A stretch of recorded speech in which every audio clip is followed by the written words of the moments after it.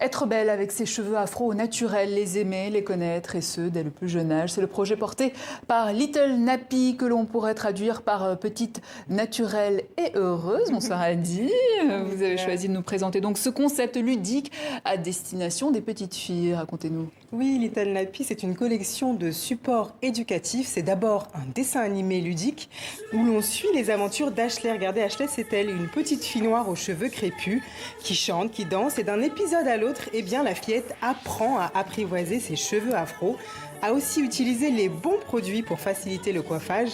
Bref, elle s'épanouit, elle grandit. De la joie, mais parfois du tracas, Nidia, pour notre petite héroïne, notamment lorsqu'elle doit se confronter aux moqueries des enfants. Et pour cause, toutes les petites filles ne naissent pas avec les cheveux lisses, on le sait. On le sait. Et le dessin animé nous apprend que cela ne devrait pas poser problème. C'est quoi ces cheveux? Ils sont moches. On dirait de la paille. Maman, je veux les cheveux lisses. Pourquoi, Ashley? Tes cheveux sont bien comme ça.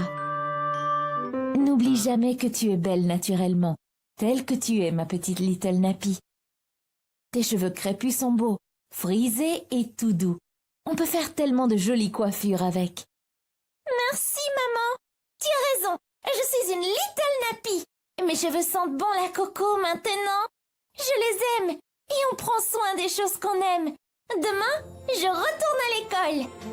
Elle retourne à l'école et on peut retrouver les aventures d'Ashley qui retourne à l'école notamment dans un livre, dans une collection de livres, mais aussi des coloriages sur le thème de la coiffure. C'est donc un univers complet car l'idée est de promouvoir l'importance d'assumer le cheveu afro au naturel. Et au-delà de ça, eh bien, la fondatrice de Little Nappy nous explique qu'elle s'est inspirée de son histoire, de ce qu'elle a vécu pour créer ce support éducatif.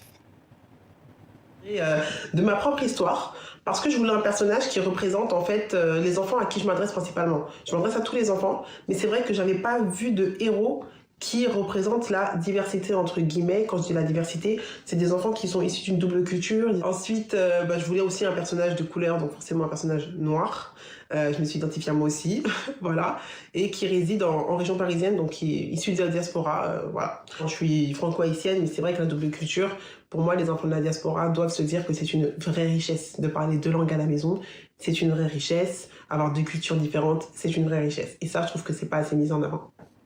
Voilà, merci Radi. Et si vous avez un projet éducatif, social ou innovant à faire connaître, écrivez-nous à afriradi@tv5monde.org qui est écrit juste en dessous. Voilà. C'est écrit, effectivement. Les entrepreneurs, les artistes, écrivez-nous. On est vraiment à la recherche de toutes ces démarches positives. Voilà, fin de ce journal. À demain.